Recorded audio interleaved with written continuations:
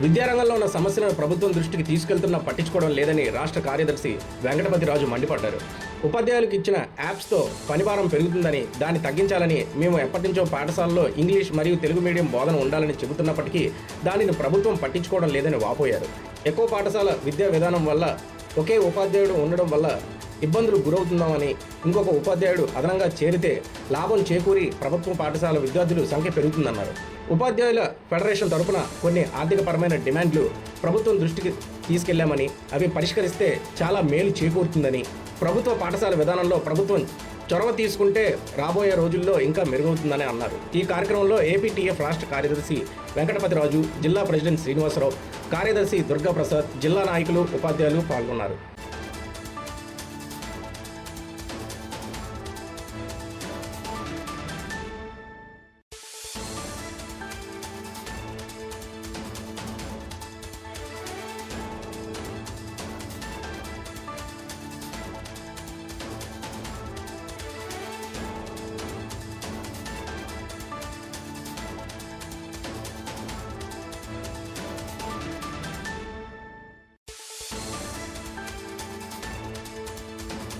Shri APTF జిల్లా కార్యదర్శి ఈ రోజు స్టేట్ పిలుపు మేరకు ఈ మండుటెండలో ధర్నా కార్యక్రమాన్ని మేము ఏర్పాటు చేశామంటే గవర్నమెంట్ కి ఒక్కసారి టీచర్స్ ఎంప్లాయీస్ ఎంత ఇబ్బందుల్లో ఉన్నారో అని తెలుసుకోవాలని ఈ రోజు ఈ మండుటెండలో మేము ధర్నా ఏర్పాటు చేశాము.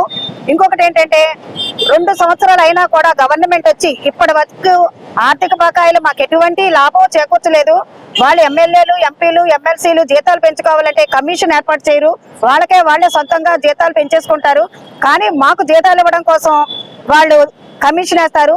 ఆ కమిషనర్ కూడా జాప్యం ఉంటది. అంతకంటే ఇంకొకటి ఏంటంటే సిపిఎస్సి అనేది ఏ గవర్నమెంట్ వచ్చేటప్పుడైనా ముందు ప్రతిపక్షంలో ఉన్నప్పుడు సిపిఎస్సి మేము రద్దు చేస్తామని చెప్పి గద్దె ఎక్కుతున్నారు. కానీ సిపిఎస్సి అనే దానికి ఇక్కడే ఈ నూకాలమ్మ తల్లి సాక్షిగా మన డిప్యూటీ సీఎం పవన్ కళ్యాణ్ గారు ఏమని చెప్పారు, సంవత్సరంలో రద్దు చేస్తారని చెప్పారు. సంవత్సరం అంటే అతనికి 2 సంవత్సరాలైనా సంవత్సరం కనపడలేదా ఏమో తెలియదు. కానీ ఈ 2 సంవత్సరాల సిపిఎస్సి గురించి అసలు మాట్లాడలేదు. అంతేకాకుండా ఇంకా ఆ పాత వైఎస్ఆర్సీపీ గవర్నమెంట్ ఉన్నప్పుడు గూగుల్స్ లింకులు ఎక్కువ పెట్టి చదువుకి ఇబ్బంది కలిగించారని మేము ధర్నాలు చేస్తే ప్రతిపక్షం ఉన్నప్పుడు మేము వచ్చి అన్ని తీసేస్తామని చెప్పి అన్ని గూగుల్ తీసేసి ఒకే దాంట్లో లీ పేపర్లో పెట్టి చదువుకి పిల్లలకి మమ్మల్ని దూరం చేస్తున్నారు. ఇంకా గవర్నమెంట్ స్కూల్స్ ని నిర్వీర్యమం చేసి ప్రైవేట్ స్కూల్స్ ని ప్రైవేట్ వ్యక్తులకి అప్పచెప్పి గవర్నమెంట్ స్కూల్స్ మూతపడేటట్లు చేస్తున్నారు. ఈ విధమైన విధి విధానాలతో ఇప్పుడున్న గవర్నమెంట్ అనేక రకాల ఇబ్బందులతో మమ్మల్ని రోడ్డు మీద నిలబెట్టింది. పిఆర్సీ కమిషన్ 12 పిఆర్సీ కమిషన్ ఇంకా ఈ పాటి కమిషన్ పిఆర్సీ రావాల్సింది. కానీ ఇప్పుడు కమిషన్ ఏమని మేము చెప్తున్నామంటే ఎంత దౌర్భాగ్యమైన స్థితిలో ఉన్నామో అర్థమవుతుంది. ఇంకా చంద్రబాబు నాయుడు గారు సీఎం అయిన తర్వాత ఈ రోజుకి వచ్చి 4 డిఏలు పెండింగ్లు ఉన్నాయి, అయినా కూడా దాని గురించి మాట్లాడలేదు. మా విద్యాశాఖ మంత్రి లోకేష్ గారు ఉన్నారు, ఇప్పటికొచ్చి యూనియన్ లీడర్స్ మీటింగ్ పెట్టి మీకున్న సమస్యలు ఏంటని తెలియచేయకుండా ఏమీ తెలియనట్టు అతను ఛాంబర్ లో కూర్చుంటారు.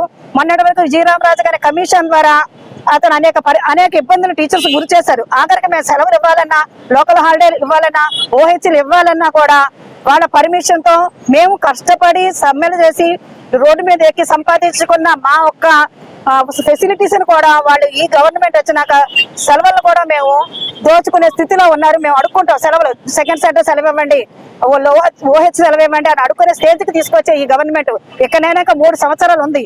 ఈ 3 సంవత్సరాల్లో కూడా ఇదే విధానాన్ని మీరు అవలంబిస్తే నెక్స్ట్ వైసీపీ గవర్నమెంట్కి ఏ విధమైన పరిస్థితి వచ్చిందో మీకు అదే విధమైన పరిస్థితి వస్తుంది.